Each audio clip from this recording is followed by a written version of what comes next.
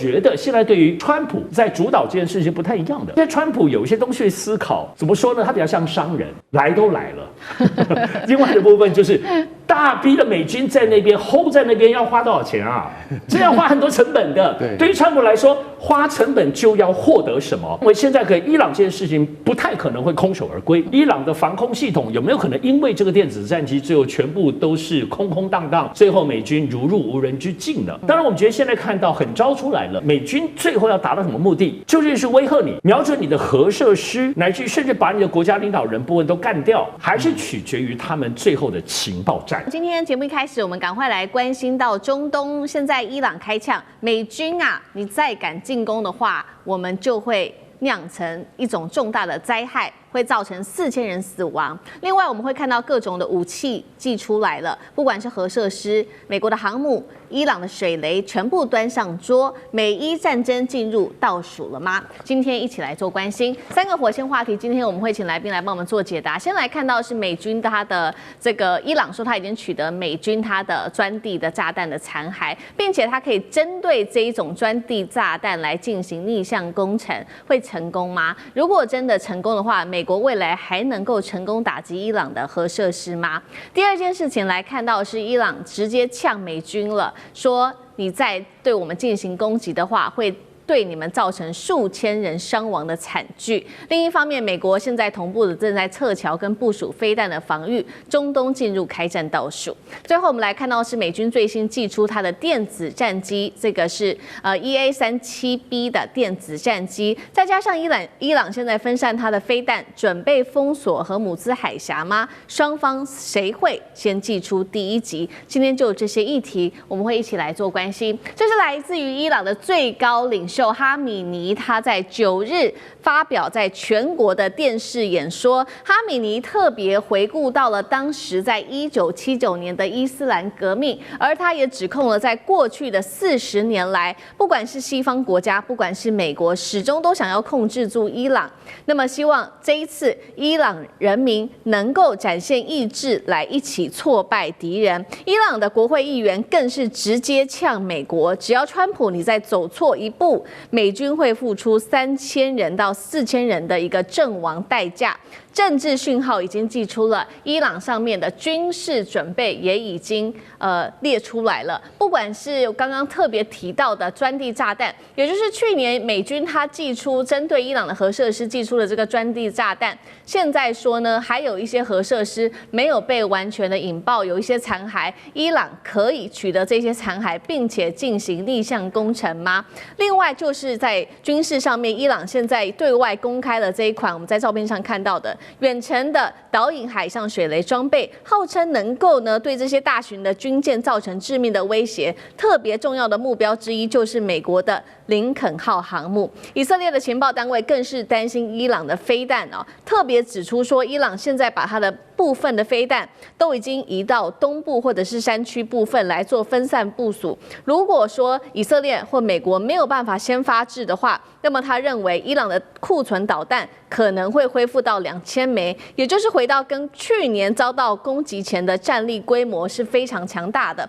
所以节目一开始，我们先特别请教华干哥怎么看刚刚特别提到的这个钻地炸弹，伊朗如果进行所谓的逆向工程，那接下来美国对于伊朗它的核设施攻击还具有威胁力吗？就另外就是刚刚特别提到的这一款这个水雷，伊朗它寄出的这一款水雷能够封锁荷姆兹海峡，飞弹的话能够报复美军的中东基地吗？那么美军承受得住吗？干哥怎么看？好 ，OK， 好，我们要特别要解释一下 GBU-57啊，巨型钻地弹，大家都知道，在去年6月的时候，由美国的 B-2 轰炸机携带，然后大家要知道这一种这个钻地弹，它重达14吨级啊，14吨级是非常重的炸弹。坦白讲一句，一定要由轰炸机来携带。一般的战斗机，大家所熟知的啊，这个 F-16、F-15啊、F-14啊等等都没有办法带，它带不动，它太大了。那这14吨级的这个炸弹呢，它光弹头就2吨，非常的重。所以说它为什么叫钻地弹？也就是它以高速的动能，还带着弹头，它冲下去的速度大约是6倍音速，然后而且它能够瓦解最厚的钢筋混凝土掩体。然后而且这次他们不管在伊斯法罕啊等等啊这些伊朗的核设施、高速离心机运转的那些地下工厂，去直接攻击5万多台离心机，所以当时美国的卫星有传回，因为说句实在话，卫星所传回来的照片，终究没有办法可以很明确的去检视地下工厂的战果是如何，都需要靠当地的什么间谍，也就是跟中情局同步的这些间谍啊，所以这些间谍当然他们都是伊朗当地人，传回来的结果就是有一些传闻说 GBU-57有部分的那个弹药是没有引爆的，也就是说。其实不可能有部分，就是一枚没有引爆啊，一整枚没有引爆。可是现在我们再来讲重点说，它可不可能可以成为逆向工程的工具？其实我今天说一句实在话 ，GBU-57它还是传统炸弹，也就是说它没有任何的太高深的技术机密可言。就算你逆向工程回去造了一个这么大一样的炸弹，因为你知道它的绰号叫什么吗？GBU-57它的绰号叫做炸弹之祖，祖父的祖。然后呢，俄罗斯有最接近它的叫炸弹之父，因为这个 GBU-57发展出来之后呢，它就盖过了炸弹之父，就是盖过了俄罗斯的炸弹之父，变成了祖。为什么？因为它是炸弹之父的3倍破坏力。哦，这么简单。所以你说在现在这个炸弹之祖。有一整枚没有这个引爆，然后被逆向回去。好，我现在来问各位一个技术问题，就是说，你要逆向回去之后，然后用什么来携带它？回到我刚刚所讲的，它有投射工具，对，你要有东西来带它，你要有那么大的轰炸机来带它，战斗机带不动，而伊朗没有，全世界都没有办法携带这种炸弹，除了俄罗斯跟美国这2个国家以外，我们大陆的轰6是一样带不动的，为什么？太大颗了，所以很明显的，你去逆向工程回去是没有意义的。好，我现在简单解释一下 ，GBU-57它是没有办法这个简单这个逆向回去，然后还有一个是叫伊朗远程导引海上水雷，这个是要对付谁？对付林肯号航空母舰。通常这一枚水雷如果布放在荷姆兹海峡的正确的地点的话，可以把林肯号的那个船底炸出一个大洞，炸不成，但是会使它完全丧失行动力。只要达到完全让它丧失行动力跟作战能力的话，目的就完成了。但是问题是，像这样子的这个武器也是一样，需要有人操控，它不是无人机，它也不是无人艇。那你伊朗革命卫队海军要派人去在旁边顾着它，导引它。他可能可以跑20公里、30公里，但是顾着他的人会先被美军消灭，所以这就是一个最大的问题。就远程导引水雷，就有点像美国的那个智慧型水雷是一样的东西，但是伊朗它又有它自己的技术去发展出可以布放得更遥远，让这个如果说你林肯号不小心进到荷姆兹海峡，触及了这枚水雷被引爆的话，它就丧失了行动力。所以如果开战的话，伊朗一定会布放很多这种水雷。美国也不是傻瓜，他会现在在收集很多情报，所以这一出海上的对峙很值得继续看下去。好，现在看起来对于美国来说，伊朗的水雷可能就具备有一定的威慑力。那同样的问题，像介大使又怎么看？其实荷姆兹海峡的会不会被封锁啊？这个是各界都在密切关注，而且在分析它的利弊。那么基本上，如果荷姆兹海峡因为战争关系被封锁啊，事实上它是一个双输也是多输的局面。美国也输，伊朗也输。那接着呢，沙特、阿联酋、伊拉克、卡达尔、科威特这些石油透过这个荷姆兹海峡输出的国家也都输。对。那这里面可能输的最多是伊朗本身，因为伊朗本身80%的石油要靠荷姆兹海峡输出，还有中国大陆的石油，40%从这里出。那这个多输甚至还包括全世界国家，为什么？因为这里每天通过的石油的量是全球的供应量的20%到30%，所以所有专家的估计就是说，荷姆兹海峡如果被封锁，这个国际的油价会在很短一段时间就骤升到150到200美元一桶。那是现在的几乎是2倍。所以这个是牵一发动全身的非常非常严重的事情。所以呢，因为伊朗本身也是输家，所以呢，这个会不会真正造成伊朗真正全面的这个封锁？这个是可能性是不太高。不过，这种所谓中间做法，而不是全面性的做法，中间性做法或者说是战术性的做法，还是很可能发生。就是怎么样？就是骚扰，就是什么呢？就是没收1-2艘船，或者造成一些军事的紧张，可是不是全面封锁跟全面开打，这样一样会造成一些军事上或政治上效果，因为它会立刻造成怎么样？这个荷尔姆斯海峡的这个海运的这个保险费会立刻提高，这个提高以后，我就说就多输了。沙特、阿联酋、伊拉克、卡达、科威特就会出来施压了。他们就会真正的，包括中国大陆，就会真正的会插手这件事情。那插手是什么呢？就是斡旋，就是出来调解。那现在美国事实上对于这个伊朗，我认为在做的任何的措施，基本上是政治目标，目前高过于军事目标。军事是一个达成政治目标的手段。那政治目标是什么呢？有2个，一个就是再度造成伊朗内部的动乱。让这个反对者能够再上街头。第2个呢，就是伊朗的经济崩溃，因为这种长期的军事压力会造成2个效果。第一个，外资不太敢进去了；第2个，伊朗本国的有钱人的钱可能要往外跑。那这个对经济上来讲，已经饱受通货膨胀，这个还有货币贬值的伊朗来讲是雪上加霜。所以我认为美国基本上这个压力不会短期取消，而且还在增加。那会不会真正动武呢？那一定是美国要确保它的损失是在最少的情况下，它才会动武。那么这种就是远程精准打击。那所以远程精准打击的话，什么时候要用？可能是美国觉得政治目的没有办法达成，那就丢几颗炸弹就走人了。好。所以这一场战争看起来会打一个比较长久、一个持久的一个焦灼战。那美国目的让伊朗内部政治上面动荡，那也要压垮伊朗内部的经济。那在军事上面，同样我们刚刚讲了很多是伊朗它祭出了哪一些武器嘛？我们来看看那美军呢？美军在最新或者是欧洲国家又有哪些军事的武器来协助以色列？我们来看到美军最新也出现了它的这个 EA-37B 的战略电子战机现身在德国基地，被解读是要大规模瘫痪式作战，所以针对这个作战来预做部署。那美军在中东的20处的基地也完成了它的飞弹防御部署，包括了这个爱国者跟萨德系统。英国则是持续的向中东地区增派空中力量，包括了 F-35跟它的2架空中加油机。五角大厦1英里内的这些披萨店订单暴增250%，现在看起来战事一触即发。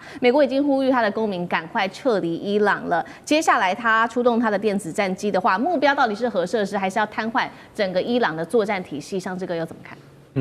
在这次伊朗那边出现了美国的 EA-37B 的这个电子战机，然后这个电子战机其实之所以受瞩目，而且认为指标性，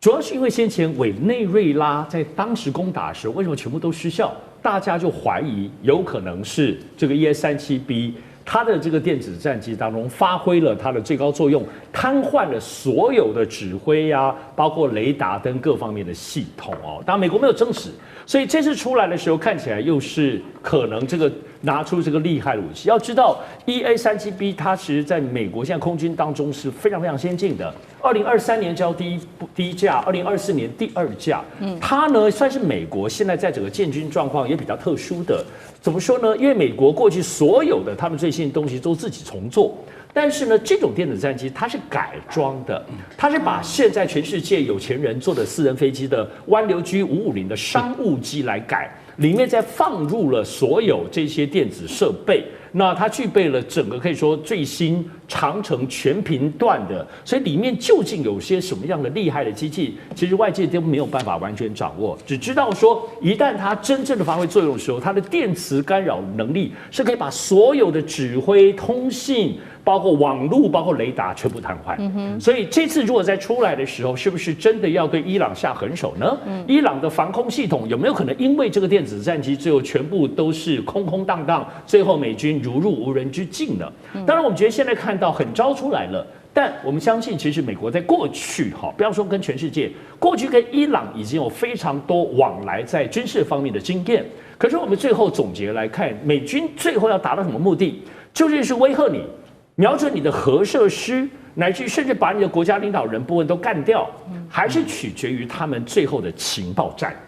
对于伊朗本身的情报战，因为有以色列包括美国自己的掌握，但是即使有一个最深远的目标，比如说就把他们整个家族都给扫荡完，把你核设施都破坏完，比如说这最极端的哈。但是在关键时刻之后，人家躲起来还是要修正。情报战通常有一个目标，但是能够达到什么样的地步，还要就实际的状况。不过我觉得现在对于川普在主导这件事情不太一样的，跟拜登过去民主党不一样，主要是过去是一个政治效应、政治决定的那个东西主导战争，但是现在川普有一些东西思考，怎么说呢？他比较像商人。来都来了，另外的部分就是大批的美军在那边 hold 在那边要花多少钱啊？这要花很多成本的。对于川普来说，花成本就要获得什么？这个是我们现在在思考所有川普主导的国际，包括军事行动或要花钱的行动当中，大家要加一个思路。所以我就认为现在跟伊朗这件事情不太可能会空手而归。其实像刚刚大家讲的，可能真的情报发现没有办法掌握最终极的情报的话，可能还要炸你2下之类的，就表达一下威吓之意。但是如果掌握更多情报，我认为川普跟来都来了，炸一炸也是很有可能的。今天节目一开始持续的要来关心到中东情势，伊朗这一次祭出了各种的武器，不管是无人机跟电战来封口美国。那另外一方面，包括了美国的新链现在也被打瘫，但是至今大家关心的就是美国的林肯号到底到达伊朗附近了没有？到现在其实美国都还没有出手。难道美国这一次针对伊朗会选择放生吗？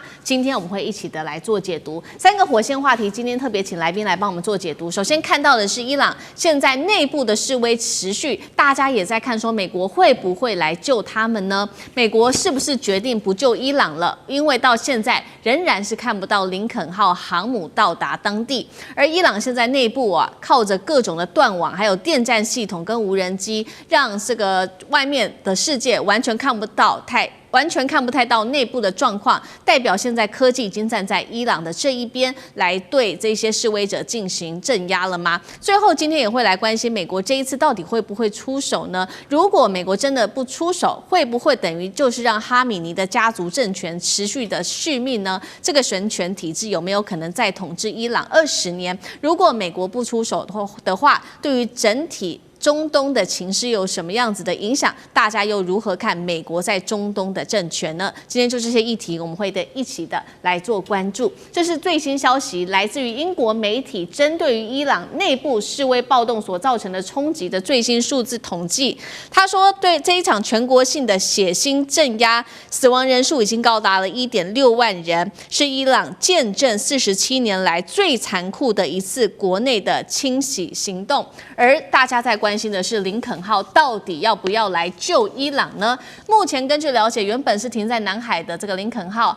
航母的打击群是已经正式通过马六甲了，现在预估已经转向印度洋，最快可以在3到4天之内就能够逼近波斯湾了。不过呢，在林肯号要航向这个伊朗附近的时候，美国华盛顿邮报在这个时候特别开酸了。他说，川普在这一次的伊朗的危机当中是第一次感受到了美国军力的极限。就算他说呢，美国开上了这个林肯号到当地，根本不足以压制伊朗。他如果一旦做这种全面的报复行动，更不要说包括了以色列跟阿拉伯的盟友也都要川普不要去打这一场仗。所以呢，现在伊朗内部就开始怀疑美国会不会就只是光说不做呢，引爆了伊朗示威者对于美国的全面不信任。而真实案例我们也要来看到，是川普先前不是说了吗？针对这些示威者，美国会来营救他们。结果我们看到内部有一个真实的故事，在这几天发生。38岁的这个伊朗示威者，他叫做希尔扎德，他是一名父亲哦。那原本他亲自参与这场抗议，就是认为说背后会有美国的箱艇。在这场示威活动中，他看到他的同伴一个个的倒下。当时伊朗的安全部队在向他开枪的时候，他甚至还相信美国很快就会到达，没有想到他最后身亡了，也没有等到美军的援助，留下了一名12岁的儿子，发生了这样悲惨的故事。其实，在伊朗有非常非常多的个案，我们没办法一一的报道。那节目一开始我们要来特别关心到的就是林肯号迟迟还没有开向伊朗周边，已经重挫伊朗人民对于美国的信任了吗？所谓美国在中东的军事存在，还剩下多少真实的威慑力？大使怎么看？对，其实这一次整个的这个暴动啊，伊朗政府多次对外说，他说这个就是美国跟以色列在外部策动，内部的反对派啊，那么里应外合的一次活动啊。那这个东西当然美国不会承认啊。不过川普讲了，这个中间啊，大概这个今年初开始，去年底开始啊，慢慢爆发的。其实爆发的原因主要是经济，因为伊朗的这个物价、通膨跟它的汇率啊，三者都变得非常的好糟糕，那让伊朗老百姓这个生活上感觉到大不如前啊，前景也不好，所以呢，开始是从伊朗德黑兰的大市场大巴扎开始的，那个有几个商家贴了标语，然后这些一开始就从这里开始，那结束也在这里结束，因为最近有一个大陆的一个在这个伊朗的一个做学问的一个学者，他最近刚回到大陆，有人访问他那个情况，其实他的感觉是伊朗从头到尾没有失控，可是他看到的大部分都是德黑兰地区，然后有的时候有高有低，可是以他在伊朗见到的这种群众运动来讲，规模是中等的啊。那问题就是说，伊朗这个这一次呢，不是只有在德黑兰有这个抗议事件，伊朗30几个省，一半的省份通通动起来了。那这个动起来就变成有人说，就是说这可能是有组织性的，有组织性。尤其你知道，伊朗这个靠近库德族的地区，有库德族的分离主义运动，长期跟伊朗中央政府在做对立的。那另外还有就贝鲁兹的部分，也是有贝鲁兹分离主义，那长期在跟这个伊朗中央政府作对的。那当然这些地方它本来就是有组织、有目标的一种反抗中央政府的作为，当然动乱会比较大。那所以大概差不多有30几个省中有一半，通通有这个所谓的示威抗议事件。那可是另外一个角度看，就还有一半没有事啊。对，伊朗是有120万平方公里、9000万人的国家，所以这次事件的话，就是说星星之火可以燎原，可是它并没有燎原。那这个过程中呢，美国一开始川普总统给予他们的资源是非常非常强的，可是是口头上的。对，可是军事行动有没有动？没有动。为什么呢？因为12月底、1月初的时候，这个事情开始的时候，川普那个喊话，西方社会对于伊朗内部的反话，对于他们的支持是非常非常强劲的。包括在那个美国已经度过了将近半个世纪的巴勒维总统的儿子，巴勒维国王的儿子巴勒维2世，也开始积极喊话，说你们必须不要放下武器，你们要继续这样子你们才可以达到你们目的，不断的喊话。那西方媒体也帮他们一起造势那可是呢，到了1月8号，这个事情可能是比较严重的时候，这个教士政府他们就开始要断网。一断网之前，川普就说：“你们如果要开杀戒的话，我就要派军队去了。”然后那个时候才派这个林肯号往这个中东方面去。可是呢，没有多久，川普就说了一句话，川普说：“他们打电话给我们了。”意思就是说，教士政权打电话来了。这个我当时觉得就是一个给自己下台阶的，也就是说情势现在控制了，那些在内部再怎么样，在街头上抗争的人，你们不要怕他们政府已经跟我们美国人直接在讲了。那一方面也是给予这些在街头上抗争的一种精神上鼓励，另外一方面的话，他也是找一个台阶下，并不是说我没有行动，我们支持你们，让你们在街头抗争，结果你们现在可能会被歼灭的时候，他总是要有一些说法嘛。那个说法就是说，我们已经怎么样，跟你们的政府联系上。那可是这个事情1月8号以后，这个伊朗政府就革命卫队上街头，大肆捕人呐、而且那个时候死伤有人说2000，有人说4000，哎 ，BBC 讲的最多 ，BBC 当时讲2000人，可是美国有人权团体说大概500多一点人，那到底多少的话不知道。可是呢，川普呢就警告说，你们啊不能抓到枪毙的人。可是呢，到了大概10几号的时候呢，12号吧，川普又对外说，我告诉各位，大家放心，这个伊朗政府已经同意不把抓到那个800个抗议者杀掉，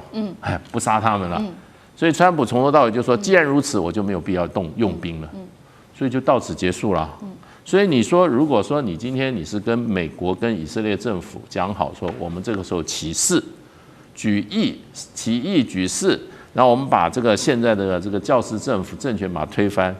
那你们到是时候你们来帮助我们，从头到尾都没有等到的话，请问你如果是参加这一次这个动乱的，对这些组织，或者你会不会对美国、对以色列，如果说他们就跟这个伊朗政府讲的是他们这2个国家在幕后策动，你会不会产生很大的一种挫折跟一种失望？对，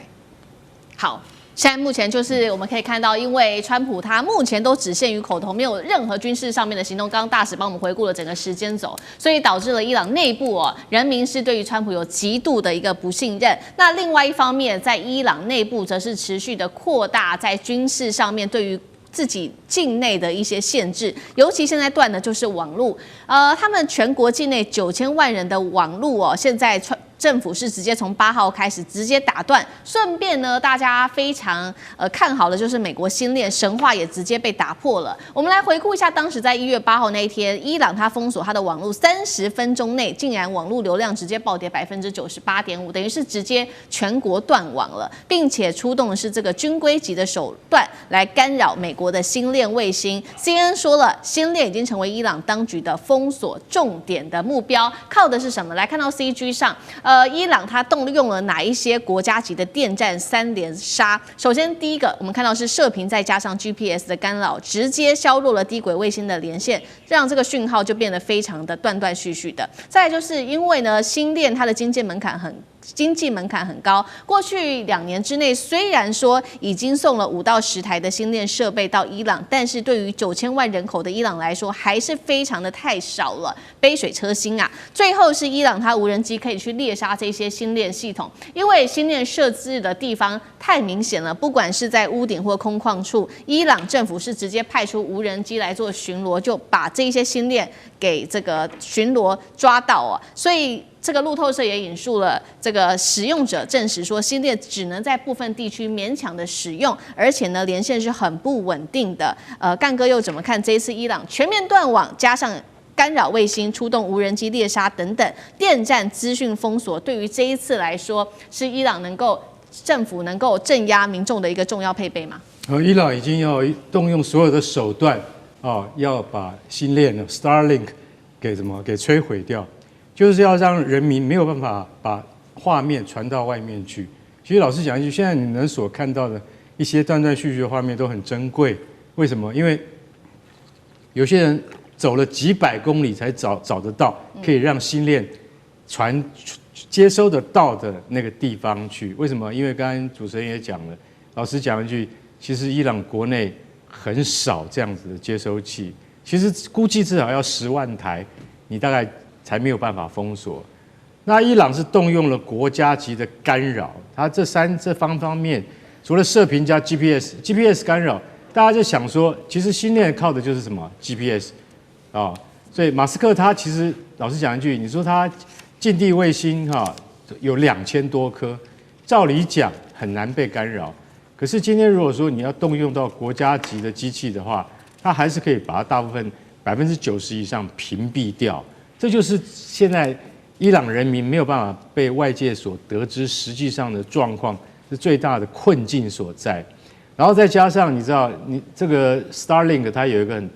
特殊的，就是说，其实所有的卫星讯号你都必须是露天的，你必须架设在屋顶上，或是必须架设在空旷的地方，那很容易。伊朗政府不是派卫队去消灭它，是派无人机去打掉它。你听起来就觉得说，技术蛮先进的哦，竟然可以用这种方式，用无人机来锁定阳台上的 Starlink 的接收器，这太厉害了。我可以告诉各位，这是中国提出的技术支援，也就是说，这些资源都是来自中国技术的。为什么？因为中国在这方面的技术非常先进，但是这应该要讲成这是军规的，这是军用的无人机的干扰技术以及无人机的打击技术，这都源自于中国。所以说，伊朗政府为什么能有效的在几个钟头之内，他就让星链传不出去这些讯号，就代表说他真的非常厉害。不过我要讲悲惨的一点就是说，其实伊朗现在国内目前的情况真的非常严峻。我只讲一个数据就好了。2022年大家知道艾哈米就是那一位进了警察局就再也没有出来的女学生，是22岁的女学生。她在2022年的时候，因为她死掉的人就有500人，被关押的人有2万人，到现在这2万人没有放出来。我想你还是要正视这个问题，也就是说，我不管川普你到底是口惠而实不至，你至少要去面对伊朗的确在用神权政治、神权政权在对付自己的人民，这到底是对的吗？我想海峡两岸的朋友们都应该多关注这件事情吧。好，陈杰干哥刚刚帮我们提到，美国在关键时刻只说不动哦，那么代表说接下来哈米尼家族的政权会持续的续命吗？有没有可能再执政个20年？上志哥怎么看？这次美国到底为什么不出手啊？最后其实就美国如果出手，真的能赢吗？真的能吗？那么动手真的有用吗？其实大家很多疑虑。其实大家不是说美国军力问题哦。伊朗是一个拥有核武、有8000万人的国家，它不是叙利亚2000万小猫咪啊。可是，所以一旦如果伊朗真的政权垮台乱了的话，到最后关头，核武这些东西的技术是会流到恐怖分子。所以这次我们在思考这些政治跟军力的计算里头，其实还要思考这些像核武生成的问题哦。所以伊朗到底能不能乱？而且要知道，其实伊朗长久以来就是它是不是外力能够轻易摧折把它打破的？因为它跟所有的政权政治不一样。第一个，它是穆斯林；第二个，它在伊朗的政权有它所谓的这种类似由宗教维系着政治。政治的核心不是我们的民主政治或者什么选民投票、民众投票，它是宗教的信仰作为核心，它是一个大家长制。整个伊朗8000万人，你最后看这个国家哈米尼，它其实是一个难以想象，自古以来的大家长制，到现在都没有断绝的一个独特的政治体制，所以不是我们现在在估算这种西方喊话的东西能够做的。所以，而且要知道政权的垮台这件事情其实是很微妙的。大家以为就打没有，其实我觉得海明威有一句话在这次 BBC 的评论里头有提到，它叫做一开始是渐进的，然后要有个突发的东西。这是什么概念？其实我们在中东，在很多的政权的体制当中，它最后能够推翻政权，首先第一名能够成功的是叫做军事政变，第二个部分就是全面内战。通常要在这样的情形之下的话，他的政权才会真的推翻。所以，但是你看这一次的抗争，虽然没有说很声势浩大，但是是商人、学生、基层来说，他们是为饥饿而战。他们不是真正的要推翻政治，而且这里头最大关键，我认为是什么？部队还是效忠的，我认为这是最大的关键。而且抗争后续无力，他跟现军，因为你要在联合国制裁2015年到现在，哈米尼他们上层社会政权都还有钱东西吃。真正没有能力持续的就是基层啊，所以这跟其他的民主社会的抗争不一样。所以我认为这几个关键因素看得出来，美国最后评估不会轻易打的原因是这些原因。我们是需要来看到，就是从去年乱到今年都还在乱的一个中东局势哦。那么如今哦，距离美国要对伊朗进攻，真的只差一个命令了吗？因为《华盛顿邮报》揭露了，华府呢还有中东的官员，他们几乎14日的时候是一致认定的，美国总统统川普他即将要再度空袭伊朗。大家还记得前段时间有一个午夜重锤吗？当时是打击伊朗的核设施哦，但是这一次呢，打击的目标就是要瞄准伊朗的最高领导人哈米尼了。那实际的部署我们来看到啊，华府跟中东的官员认定呢，可能日前就是要动手，但最后一刻喊卡了。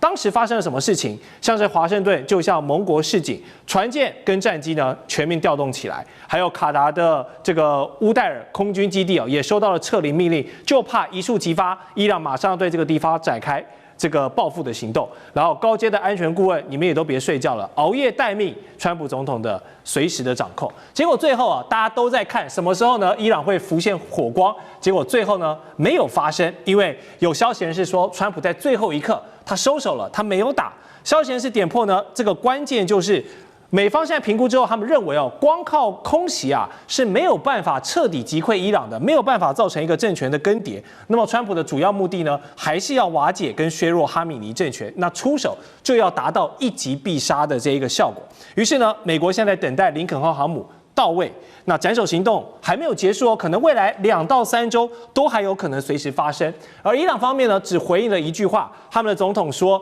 如果你敢打哈米尼，那就是对伊朗发动一个全面战争，这个是没有任何讨论空间的。好，我们先请教舰长，现在等待林肯号的目的，安全牌考量是什么？那如果真的美国跟伊朗全面开战了，美军还可以像之前他们深入委内瑞拉那样子的这个兵毫未损，就直接把人抓到吗？跟伊朗这样真的打起来，要全身而退不太可能吧？的确是那其实美国只要想要对外那个用武的时候，美国总统的第一个想象就是我的航空母舰在哪里。可是如果说我们看最新的一个有关于在中东的一个位置的话，对不起，一艘航空母舰都没有。那所以他就把原来在南海的这艘林肯号直接的调过去。可是林肯号，如果我们来看昨天的位置，也就是星期日的位置，其实它连新加坡都还没到，那他还没到新加坡，然后如果说我们来看这张图的话，他还要直接的跨过印度洋的话，对不起，那都是2个礼拜以后的事了。所以我们讲到说这个熬夜也熬了，披萨也吃了，因为其实在华府是有一个披萨指数，没错。那披萨也吃了，但是空欢喜一趟。但是刚刚其实主持人有提到午夜重锤这件事情也就是在去年6月的时候，其实它不止一艘航空母舰。那时候我们看到的，也就是其实有2艘航空母舰在这个在这个印度洋上，也就是卡尔文森号跟尼米兹号。那但是现在一艘都不烧。但是其实有一个动态，我们大家要特别注意也就是除了我们刚刚讲到的林肯号之外，其实布希号也在前几天出港了。那他出港其实是个意外吗？应该也不算是意外。如果说我们来看，这个是我昨天整理出来，除了福特号，因为它现在在这一个加勒比海之外，其他的美国尼米兹级的航空母舰全部的现在的确切的位置以及最后一次部署到底在哪里，我们就可以看到，其实尼米兹号它虽然在布雷默顿，可是它是即将要汰除的。那美军其实是保持着2艘向着太平洋，然后另外呢是有2艘向着这个大西洋。那其中我们看到的这个布希号就是其中一艘。那当然我们也可以看到在这么多航空母舰上，为什么它好像，如果我们这里标注的只是一个港口，例如说圣地亚哥的话，那就代表其实它并没有那个进行维修，它其实都是可以立刻生火待发的。那为什么没发？因为其实我们讲到，真正最重要的是大炮一响，黄金万两。是的，也就是航空母舰打击群一旦出去，那个消耗起来可是非常的可怕。那但是呢，我们来看到，实际上来讲，对于美国而言，那他在去年所发布的这一个国家安全战略，它其实已经慢慢的要淡出这一个中东了，但是他有特别强调有关于霍姆兹海峡以及红海的部分，它要保持通航。那现在其实有关于伊朗的问题，就是霍姆兹海峡的部分。那霍姆兹海峡其实决定了整个中东油价的高低。那如果油价涨起来了，那今年11月这个有关于期中选举的话，川普大概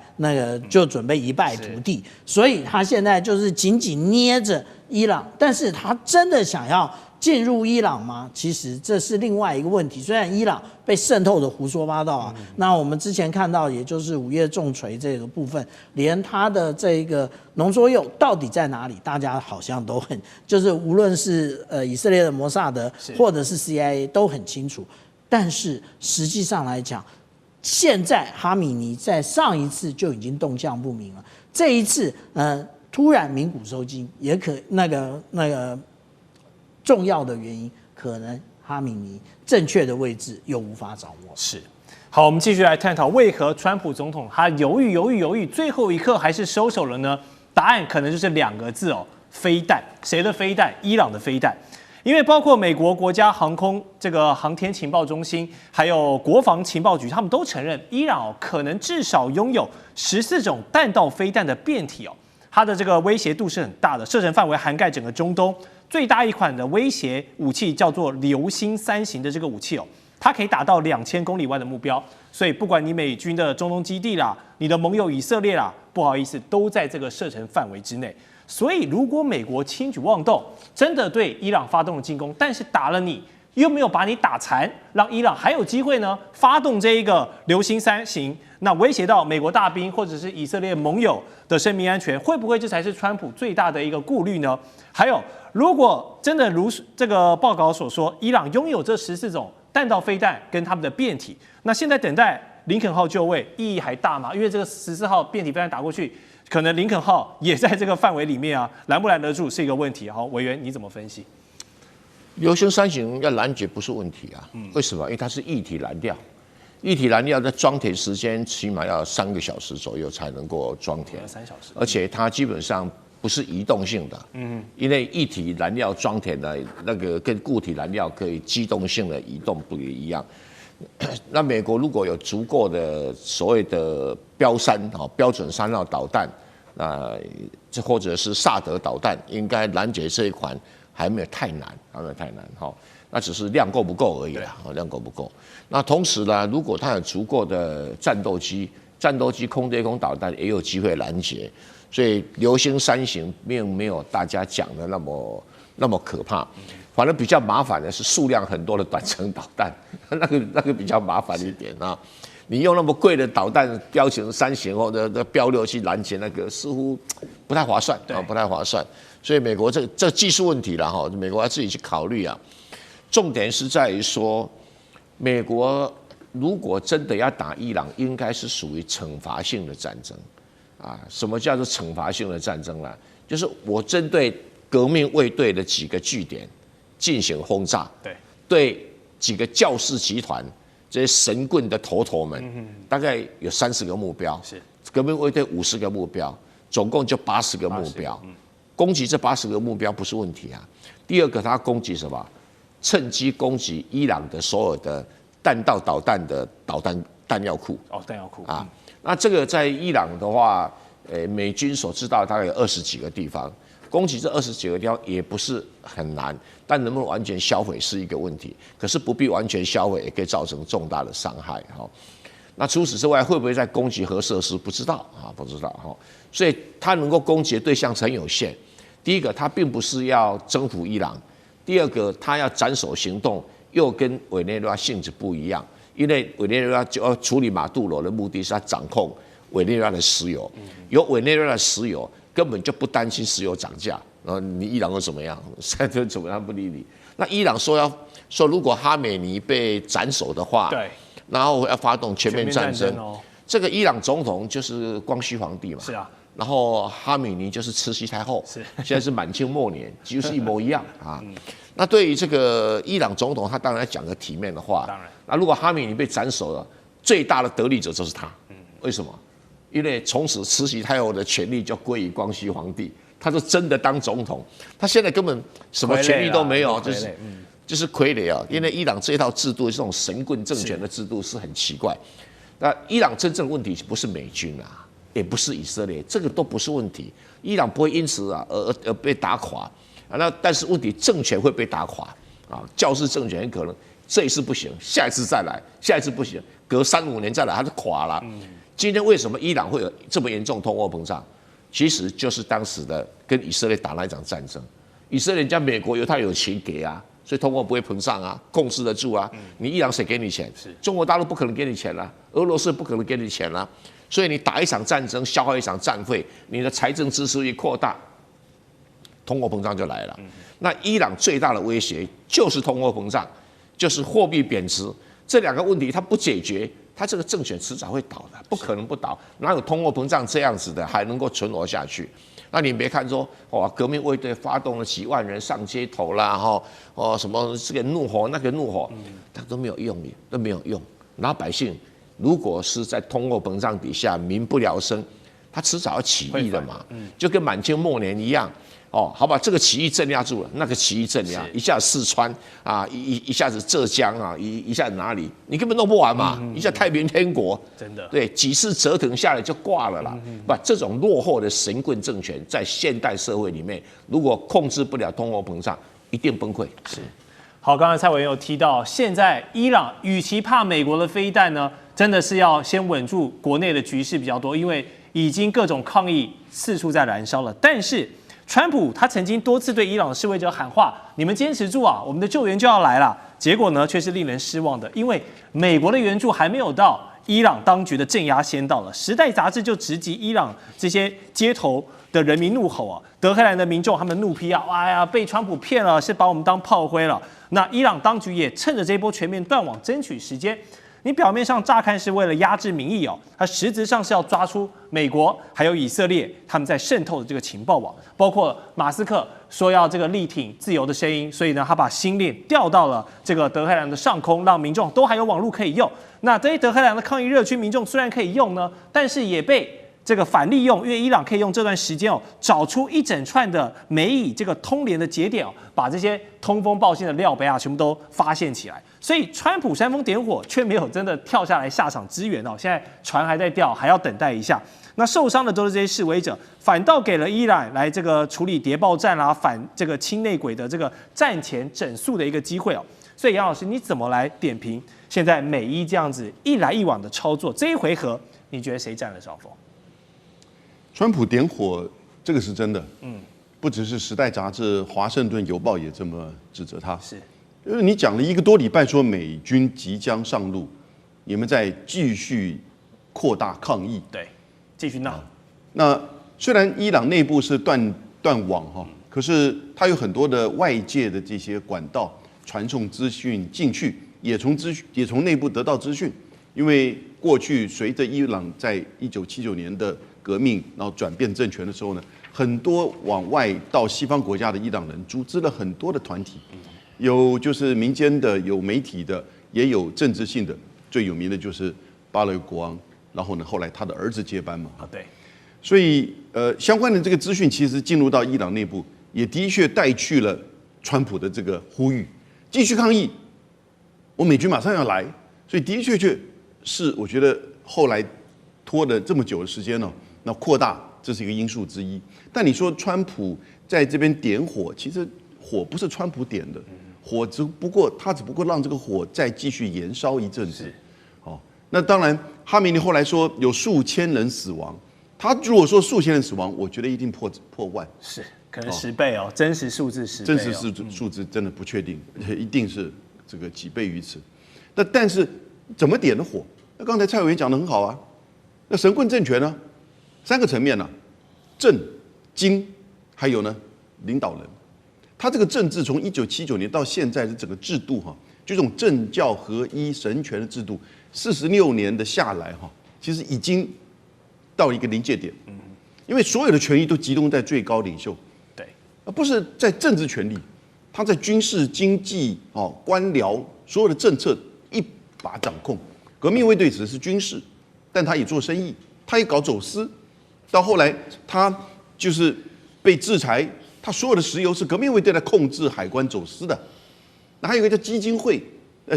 美元之为慈善团体，但事实上呢，大概伊朗每年的20%的 GDP 都进入到这些所谓的基金会，那在做各式各样的生意，那支持的教士集团，所以从何梅尼到哈梅尼，哈梅尼现在也就是36年了，所以他这整个制度哈，我觉得